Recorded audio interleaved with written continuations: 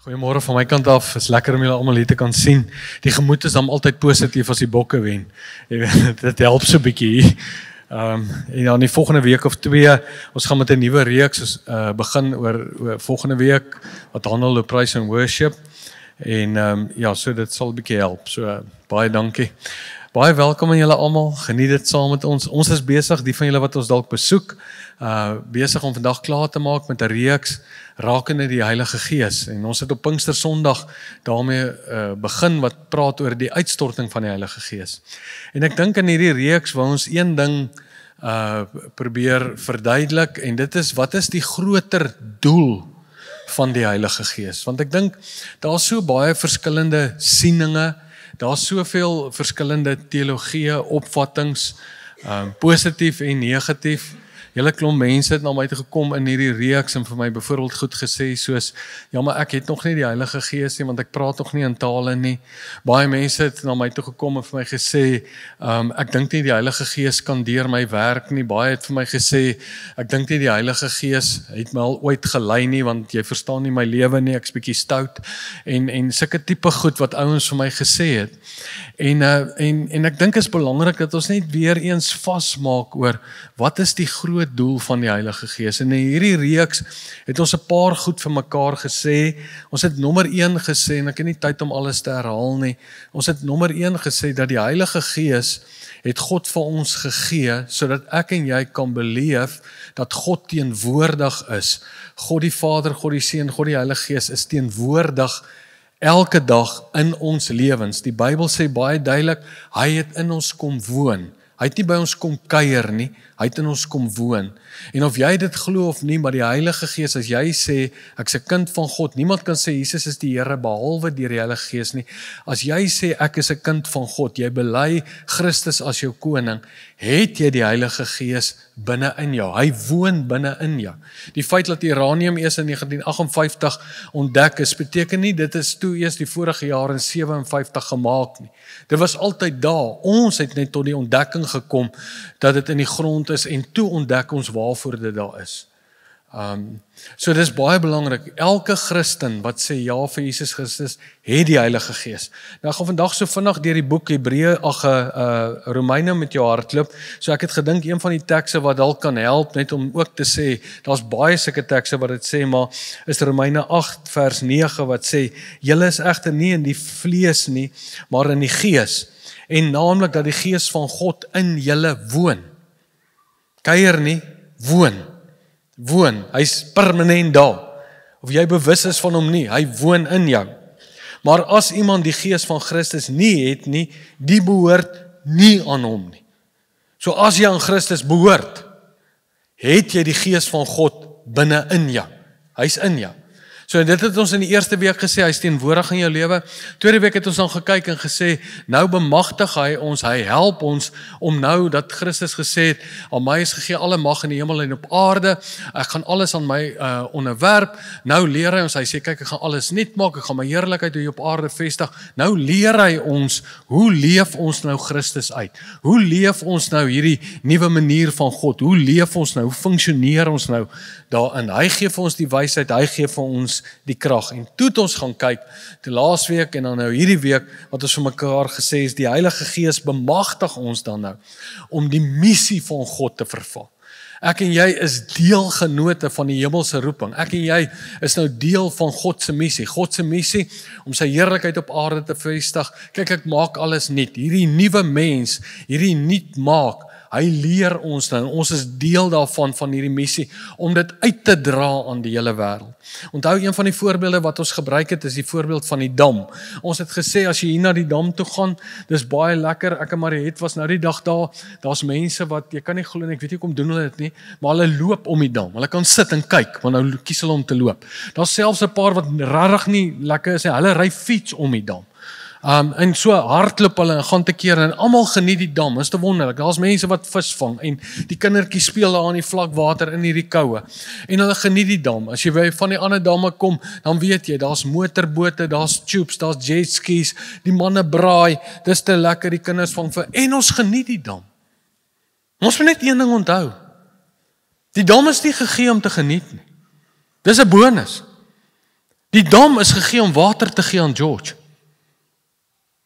Die Heilige Gees is aan ons gegee, nie dat jy hoendervleis kan kry en 'n lekker tyd kan hê nie. Hy is aan ons gegee sodat ons kan help, deelgenote van die hemelse roeping, dat dit ons kan bemagtig om deel te wees van God se missie. Ek gaan my heerlikheid vestig op hierdie aarde. Ek gaan alles onder my heerskappy plaas. Hy sê in Hebreërs, ons sien alles is nog nie onder sy heerskappy nie. Ons kan dit sien. Korrupsie is nog daar, oorlog is nog daar. Hy sê maar ons sien Jesus en Jesus gee ons die hoop dat dit sal gebeur. So toe het ons laasweek vir mekaar gesê, Johannes 7 wat sê, strome van lewende water sal vanuit jou binneste vloei. Dit sê ek aangaande die Heilige Gees, maar die Heilige Gees was daar nog nie. Hoekom? Omdat Christus nog nie verheerlik was nie. Toe praat ons oor sy verheerliking. Wat sê hy van sy verheerliking? As die koringkorrel nie sterf nie. Hy moes gesterf het en opgestaan het. Toe kom hy toe hy verheerlik is in Johannes 20 en hy sê, ontvang die Heilige Gees en hy blaas oor hulle en toe sê die Bybel, toe stuur hy hulle, soos die Vader my gestuur het, stuur ek julle. Is om te help met God se missie. Ek wil vandag verder gaan. En ek wil vandag by die plek uitkom in Romeine 12, waar Romeine praat oor die gawes wat aan elkeen gegee is. En hoe werk die gawes? Ek het groot geword in 'n kerk waar al die klem is op die gawes geplaas. En die ou wat die meeste in die gawes kon funksioneer, was die ou wat die heiligste is in die kerk. Maar wat ek jou vandag op 'n roete wil vat is, onthou, toe die Bybel geskryf is dit 'n brief wat Paulus geskryf het. So ek het gedink, kom ek begin net by Romeine 8, dan vat ek jou net deur Romeine 8, 9, 10, 11, en ek vat jou net so vinnig deur dit, en ek vertel jou net die storie na die oploop van Romeine 12, die gawes van die Gees. Want as 'n ou nie die voorstorie verstaan nie, en dis die probleem baie keer met die Bybel, hoe ons die Bybel lees. Ons vat 'n teks of ons vat 'n gedeelte, maar ons sien nie hoe hy geloop het nie. Dit is baie belangrik dat jy die verloop sal verstaan. So, kom ons begin dan net. Dis hoekom ek vir jou die skrifgedeelte gelees het in Romeine 8 verse 9. So in Romeine 8 skryf Paulus oor ons elkeen wat aan Christus behoort, wat deur die Heilige Gees bewoon word.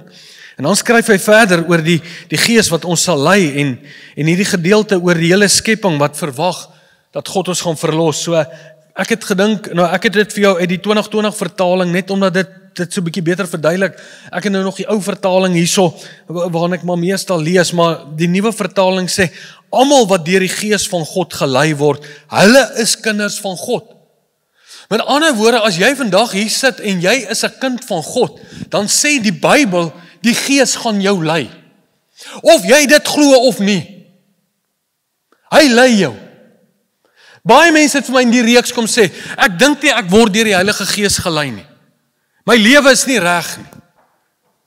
As jy sê ja vir Jesus, is die Gees in jou, en dan gaan die Gees jou lei. Lei om wat te doen. Vers 16 sê so mooi, net om weer die punt te bevestig. Die Gees self getuig saam met ons gees dat ons kinders van God is. Jy's 'n kind van God. Die Heilige Gees is in jou. Die Heilige Gees wil jou lei. Die Message vertaling sê daai gedeelte van vers 14 so mooi, en ek weet dit is 'n parafrase, moenie stres nie. Hy sê dit op 'n ander manier, wat mooi is. Hy sê God's Spirit beckons. There are things to do and places to go. This resurrecting life you received from God is not a timid, grave-tending life. Hy sê, it's adventurously expectant, greeting God with a childlike, what's next, Papa? What's next? Saam met die Vader, deel ons nou in sy missie. Dis hoekom ons in Doxadayo sê, we are a family on a mission. Ons deel nou in hierdie missie van God. Jy kan nie God skei van sy missie nie. Jy kan nie die Vader wat teenwoordig is in jou lewe skei van die missie. Daarom is jy deelgenoot van die hemelse roeping. Jy deel gekry die dag toe jy Christus aanvaar het. So vandag wil ek graag saam met jou net sê, kom ons kyk hoe dit nou verder uitspeel en hoe dit verder werk. Dan sê hy in vers, kom ons vat nou maar weer vanaf vers 15 af. Kom ek lees uit hierdie Bybel uit. Hy sê julle het die Gees ontvang wat bevestig dat ons kinders van God aangeneem is en deur hom roep ons Abba Vader. Selfde woorde wat Jesus in Getsemane gebid het. Vers 21. Die skepping hoop om self vrygemaak te word van verslawing aan verganklikheid. Vers 22. Ons weet immers dat die ganse skepping tot nou toe saam met ons wat nou Christene is, sug. Ja, in geboorte, ons weet dit, daar's geboortepyne. Vers 23. En nie net die skepping nie, maar ons ook wat die Gees van God se eerste gawe ontvang, ons sug ook innerlik. So, hier sê die Bybel nou 'n paar goed. Nou vers 18 begin hy. Dan sê hy ook, hy sê die skepping wag met reikhalsende verwagting na die openbaarmaking. Dis soos geboortepyne. Wat gebeur hier? Nou dat ek dieselfde Gees van Christus ontvang het, nou dat Christus se Gees binne in my kom woon het, met die missie van God, ek is nou deel van die missie van God. Met ander woorde, ek maak alles nuut. Ek gaan hierdie aarde en alles wat daarop nuut maak. Ek gaan my heerlikheid vestig. Kom ons en die Gees van God, dieselfde Gees wat Christus uit die dood uitgekom, die woon nou in my. So daai selfde aard, daai selfde dit wat God wil hê, dit kom woon nou in my, die Heilige Gees. So ek wil nou dieselfde goed hê. So ek deel nou in die missie. Nou kyk God na die aarde. En Paulus kom en hy skryf vir ons. Hy sê die skepping is aan die verganklikheid, maar die skepping weet, hulle moet nuut word. Die skepping sug. Hy praat van geboortepyn, soos 'n vrou wat verwagtend is. Het jy al 'n vrou wat verwagtend is gesien onlangs? Hy laaste maand, ek kan onthou, dit was vreeslik, ek wil dit nooit weer beleef nie, maar ek het dit baie beleef. Hulle, hoe daai maag staan daar, die voete is so geswel, die knieë wil nie meer nie. Hoe tree daai vrou op? Sy gaan sit so, jy weet, almal moet vir haar goed aandra. Sy sug, sy ly, haar lyf kry swaar, maar dis nie 'n sug van, ek sien nie uit na iets nie. Dis 'n sug van hoop, want die baba moet kom, hy breek nuwe lewe aan. Ons sug saam met God, want hy weet, ons sien alles is nog nie onder sy heerskappy nie. Maar die aarde en die volheid daarvan behoort aan die Here. En ons sien dit, maar ons weet, alles is nog nie soos God dit bedoel het dit moet wees nie. Nou is ons in geboortepyne, in hierdie verwagting. Ons sug saam sê, Here, wanneer gaan dit gebeur? Here, U skepping. Here, U maak alles nuut. Here, laat die mens sal sien wie Christus is. Hy's die koning. Dis soos maar dis nie 'n hopelose sug nie. Kyk wat sê hy verder. Bly net by my. Hy sê, maar as ons kinders is ons erfgename en mede-erfgename van Christus, mits ons inderdaad saam met hom ly. Saam met hom ly. Erfgename, ons het iets geërf. Die beloofde. Ek gaan alles nuut maak, ons erf het saam met hom. Luister nou vers 21. Die skepping hoop om self vrygemaak te word van verslawing van verganklikheid. Die ganse skepping tot nou toe saamsug. Nou kyk nou wat gaan hy. Nou sug hulle saam. Nou sit saam, ons ly saam. Want ons weet, hy is nou die koning. Ons weet, die hoop is, hierdie goed gaan beter word, hierdie goed gaan nuut gemaak word. Ons weet dit. Nou wat doen hy die volgende oomblik? Kyk nou, vers 26. Dan sê hy, so kom die Gees. Ons swakhede te help, want ons weet nie mooi waarvoor ons moet bid nie. Hy sê, maar die Gees tree self vir ons in, met versigtinge, sug, wat nie verwoord kan word nie. So die Heilige Gees wil ons help, om op 'n manier in te tree, te bid. Die tema hier is bid, om te bid. Al weet ons nie mooi hoe om te bid nie, dat God se koninkryk moet kom. dis 'n ander manier, dis soos hierdie vrou, sy sug, sy's verwagtend, maar daar's die hoop.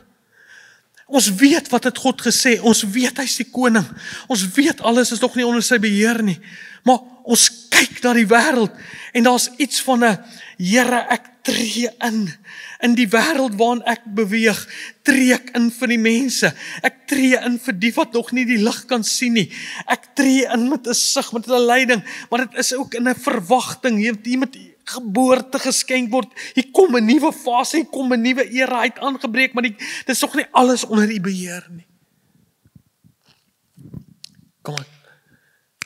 Kom ek verduidelik om vir jou so, dis die seentjie wat, die seentjie aan voor hy gaan slaap, dan sê hy vir sy familie, hoorie so, ek gaan nou slaap, maar voor hy gaan slaap, bid hy sê, is daar enig iets op julle behoeftes? Dis nie daai gebed waarvan ek praat nie, jy kan jou begeertes aan die Here bekend maak. Hierdie, as jy kyk na die wêreld, deur die oë van Christus, jy deel in die missie van Christus. Kyk wat skryf hy in hoofstuk 9, onthou dit is 'n brief. Die volgende oomblik, nadat hy nou sug, nadat hy nou bid, nadat hy nou vra, dan sê hy, die opskrif hier, die droefheid van Paulus oor die ongeloof van Israel. Die droefheid wat hy beleef, deur die feit dat hulle nie kon sien dat Christus die Messias is nie. Hy mis dit. Kyk wat sê hy. Vers 9 vers 1, ek spreek die waarheid in Christus, ek lieg nie. My gewete getuig saam met my in die Heilige Gees, dat dit vir my 'n groot droefheid is, en 'n onophoudelike smart van my hart. Hierdie vertaling wat ek daar teen die bord vir julle het, hy sê, ek praat die waarheid, ja ek lieg nie, my gewete deur die werking van die Heilige Gees teenoor my, dat in my hart 'n onsaglike droefheid en 'n onophoudelike pyn ervaar, oor wie? Hier sê hy, verder, in belang van my broers, daar was hoeveel mense wat hy geken het, daar was hoeveel, miskien was dit sy eie familie, miskien was dit fisies sy broers, of wat, mense wat hy geken het, wat nie die lig kon sien nie, en hy het vir hulle ingetree, gebid met 'n sug, met 'n lei, met te sê, Here, ek bid saam met die skepping, bid ons weet wat as hy kom, ons weet wat het God gesê, ons weet dit, dalk is daar 'n broer en 'n suster wat jy het, wat God nie dien nie, jy weet, as hulle net die lig kan sien, jy sug saam met God, jy weet, dis waarvan hy praat. En dan gaan hy, in hoofstuk 9, 10, 11, verduidelik hy hierdie sug, hy verduidelik hierdie gebed, hy verduidelik hoe tree hy in. Dan kom hy by hoofstuk 12. In hoofstuk 12, waar hy praat oor die gawes, begin hy so. Hy sê, kom ek sê julle nou, nadat jy nou al hierdie goed verraad, dan begin hy, nou moet ek weer hierdie vertalingkie vir jou kry. Laat ek hom net kry. Vers 1. Broers, op grond van die barmhartigheid van God, op grond van die vorige goed wat ek in my brief geskryf het, waar begin Romeine 1? Hy sê ek skaam my nie oor die evangelie nie. Hy sê want ons is 'n krag tot redding van baie mense. Dan gaan hy in hoofstuk 2 en dan gaan hy in hoofstuk 3. Hy sê ons almal het gesondig, gebreek ons aan die heerlikheid van God, maar hulle word gereinig deur die genade van God, as gevolg van die genade van God deur Jesus Christus. Hy sê luister, jy's nou 'n kind van God. Jy behoort nou. Hoofstuk 4 dan gaan hy in, verduidelik hy Abraham hoe dit gewerk het. Hoofstuk 5 dan gaan hy verder in Romeine 5. Onthou se brief. Skryf hy sê die eerste Adam het verbygegaan, maar veel meer sal hulle wat in hierdie tweede Adam in Christus, die laaste Adam, hy sê veel meer sal hulle nou besef wat God vir ons gedoen het. Dan gaan hy in hoofstuk 6 en dan verduidelik hy hoe die doop die verskynsel is, of die uitdrukking is van dit wat jy beleef het. Hoofstuk 7, hoofstuk 8 verduidelik hy die skepping wat wag. Hy sê verduidelik hy alles wat God vir ons gedoen het. Die groot barmhartigheid, die liefde wat God vir sy mense gehad het. Dan sê as gevolg van die groot barmhartigheid, dan kom hy, dan sê hy, stel jou liggaam nou as 'n lewende en heilige offer. Gee jou liggaam as 'n lewende en heilige offer aan God. Hy sê dit is ons redelike, dit is ons godsdienst. Dis waarvoor ons staan. Hy sê nou, vers 2, hy sê nou is dit belangrik dat jy moet verstaan, jou denke moet nou verander. Jy moet nou begin dink op hierdie nuwe manier. God wat sê ek is nou die koning van hierdie aarde. Dit verander die manier hoe jy bid. Dit verander alles. Jy begin nou in te tree. Jy kyk na jou werk, jy kyk na die wêreld waarin jy leef, die mense in jou fietsryklub, die mense in jou fotografieklub, die mense by die gym. Jy kyk nou totaal in al anderste, want jy het dieselfde gees, dieselfde karakter, dieselfde hart wat God vir die wêreld het jy nou binne in jou. Die Heilige Gees, hy bemagtig jou, hy gee. Jy sug, jy begin te bid vir daai omgewing, jy begin te bid vir daai tipe mense. Jy begin te bid, sê Here, laat hulle die lig sien. Hoe gaan ons maak? Hoe gaan ons nou laat ek dit sien? Nou sê hy, onthou nou dat jy jouself vergeet, jou denke begin verander. Kom vers 4, dan sê vers 4 vir ons. Hy sê, nou verstaan jy, moet jy ook verstaan, jy's ook deel van 'n liggaam. Jy's deel van 'n liggaam. Jy moet jou verbind aan 'n liggaam. Dis 'n liggaam wat 'n impak maak in die wêreld. Dis hoekom ons vir jou sê, word deel van 'n sel, skakel in by 'n sel, commit aan 'n sekere gemeente. As hierdie nie gemeente is, jy gaan kry vir jou een wat vir jy lief is van onboord. Verbind jou aan 'n liggaam. Nou dat jy verbind is aan 'n liggaam. Nou kom vers 7. Sê hy, maar aan almal het ek sekere gawes gegee. Want nou, as ek moet sug en bid vir mense, by die werk en waar dit oral is, dan kan die Here kom en sê, vir jou gee ek 'n woord van kennis, vir jou gee ek 'n profesie oor daai persoon, in jou stilte weet jy dan, hoe om daai persoon te behandel, of te bemoedig. As daar iemand siek is, kan jy vir hom 'n gebed stuur en bid vir die gawe van genesing.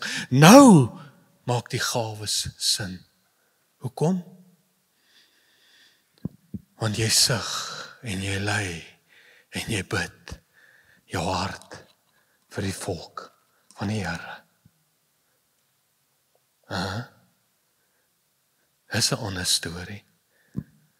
Ek vertel hom vir jou so. In hierdie week luister ek na 'n storieetjie. Daar was 'n juffrou. Ek kan nie glo nie, haar naam was, sy was 'n onderwyseres vir graad 4, Jean Thompson. Jean Thompson was 'n graad 4 juffrou. Die tweede laaste dag van graad 4, hier in Desember.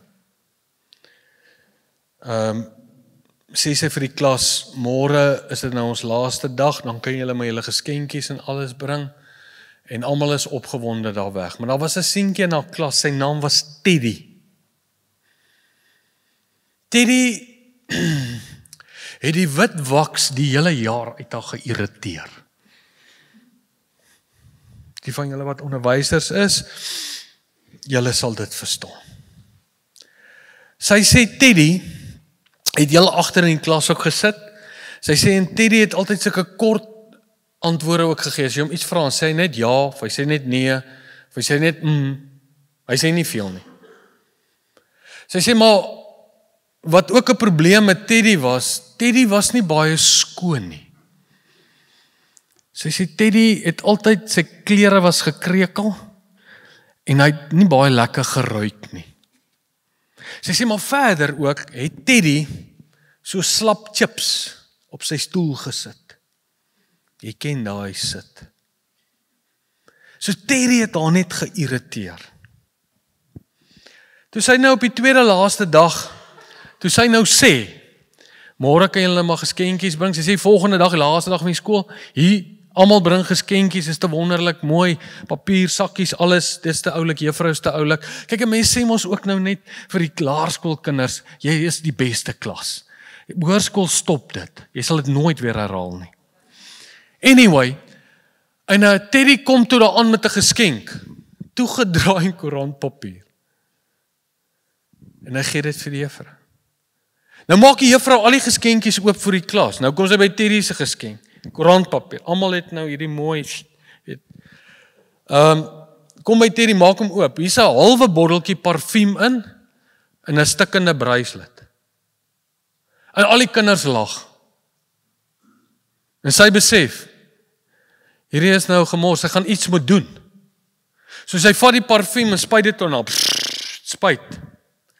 Vat die stikkende bracelet en sit 'n stukkie garing aan en maak hom vas om haar aan. Almal lag, sy sê, dankie Teddy. Toe die dag verby is, kom Teddy na haar toe en hy sê vir haar, juffrou, baie dankie. Hy sê, jy het vandag soos my ma geruik. En sy besef, die parfuum het iets met sy ma te doen. Nou wonder sy, het hy het gesteel? Wat het hy nou gedoen? Sy ma gaan nou ingestorm kom. Maar nou is die laaste dag kinders gaan huis en dan is die onderwysers mos nog so 'n week of so by die skool. So sy besluit toe, maar sy moet bietjie sy rapport, jy weet sy file trek en net bietjie kyk waar kom Teddy vandaan weer. Sy trek toe sy file, sy sien toe hy in graad 2 is, toe skryf die onderwyseres, hy's 'n baie belowende student, maar ons moet kennis neem sy maatkanker. Graad 3 skryf die een, Teddy word rebels, Teddy was in 'n paar gevegte, Teddy is 'n baie belowende student, maar sy akademie gaan agteruit, Teddy se ma is dood. Graad 4. Slap chips. Ruik nie lekker nie. Juffrou, dankie. Jy het vandag soos my ma geruik. Hoor nou. Toe Teddy klaar is met laerskool, kom hy na juffrou toe. Sê vir juffrou, dankie. Dis al wat hy sê. Toe hy klaar is met hoërskool, toe kom hy na juffrou toe. Toe sê hy vir haar, dankie.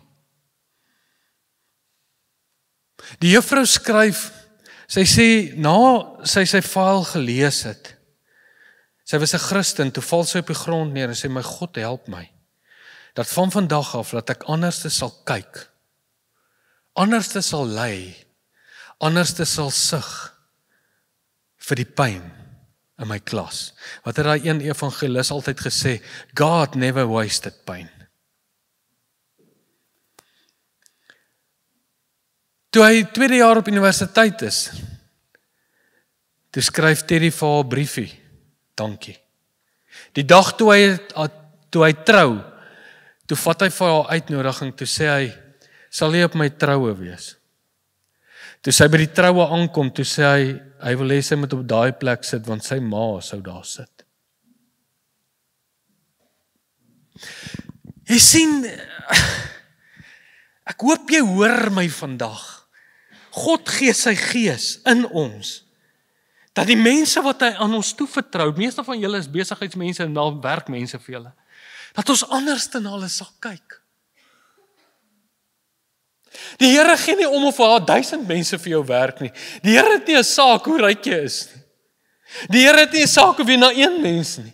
Maar die Here gaan mense op jou pad stuur en hy sit ons in hierdie George en in hierdie omgewing en hy het ons hier gebring. Baie mense sê, ek weet nie wat maak ek hier nie. Jy's hier omdat God jou hier wil hê, want hy gaan jou met mense verbind en hy gaan jou mense, maar jy moet anders te kyk. Jy moet anders te sug, jy moet anders te lei. Nou ek weet, ek het ook baie foute gemaak. Die Here het al baie mense vir my gegee wat saam met my gewerk het. Party haat my vandag, party het ek weggejaag, maar ander het ek ontwikkel en gegroei en dit, want daar's ook iets van, jy moet ook saamwerk en ek weet nie hoe om dit te verduidelik en party werk nie, party werk nie, maar ons probeer met elke een. Ons hou nie op nie. Ons gee nie moed op nie. Ons bid vir elke persoon. Die Here laat jou rappie speel in 'n span sit vir 'n rede. Die Here laat elke ding in jou lewe gebeur vir 'n rede. Want hy sug. Hy sug. Hy lei. Hy sit die gees in jou. Waar begin ons net te bid? Sê Here, hoe werk dit? Nou, jy sien nou begin ek te bid. Nou partykeer dan sit ek net, dan dink ek aan julle. Ek het al baie keer van julle gebel, dan bid ek. Dan sit ek net te dink aan julle, dan die volgende oomblik kom maar 'n prentjie van 'n gesig by my op. Ek dink net aan daai persoon, ek dink nooit aan hom nie. En volgende miskien daar 'n skrif of 'n woord van kennis of 'n woord van wysheid. Partykeer bel ek jou, partykeer los ek net vir jou 'n boodskap. Partykeer bid ek net vir jou. Nou maak die gawe sin. Nou maak dit sin. Nou het dit niks te doen met, jy weet, die een wat die gawes die meeste deurwerk is die heiligste.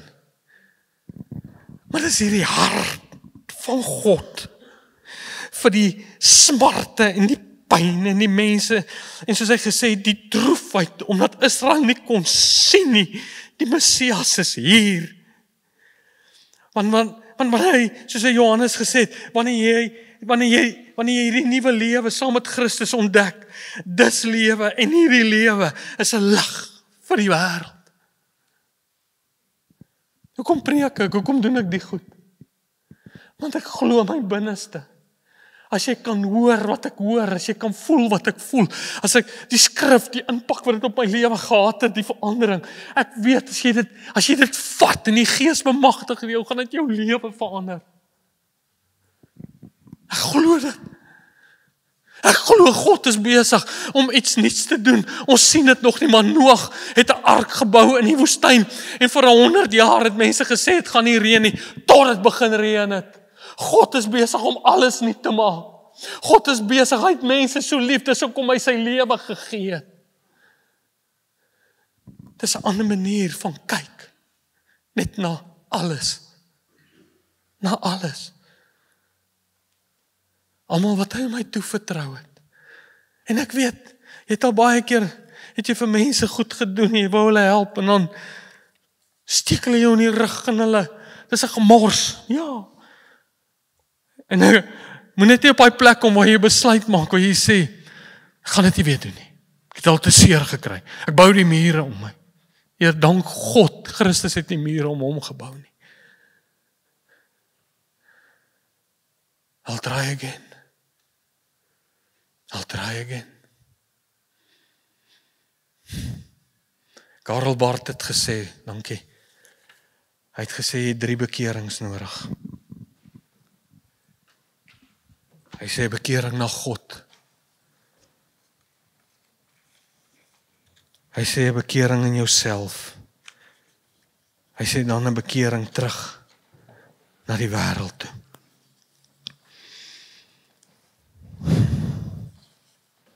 Hierdie storie is 'n storie van ons almal, man.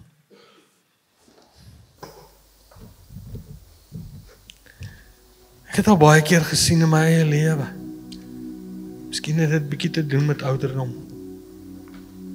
Partykeer kan sekere mense my so irriteer, dat ek vir hom sê, kom sit hier by my, vertel my jou storie, waar kom jy vandaan? Hoekom is jy so gemors, dat ek kan sien wat hier met jou aangaan? Wauw, wat doen jy die lewe? En as jy hulle stories begin hoor, dan verstaan jy. En God wil deur daai mure dring met sy Gees en sy liefde. Die feit dat hy nog nie teruggekom het nie, is omdat hy die mensdom so lief het. Elke mens op hierdie planeet. En hy sit ons oral so die wêreld. En waar begin ek? Te deel in sy missie. Met sigting en gebed saam in die skepping. Ek dra elke mens wat ek ontmoet, probeer ek 'n gebed opdra. En ergens sal hy dan sê, en aan elkeen is die genadegawes uitgedeel soos hy wil.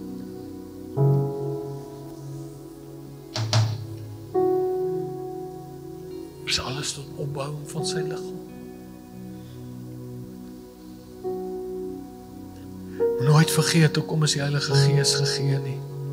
Dit is die dam om water te gee vir die mensdom. Dit gaan nie oor die motorbote en die jetskis en dit is 'n bysaak. Dit is wonderlik as dit gebeur, as ek my verkeerd nie. Dit is nie die rede nie. Die Here moet ons help.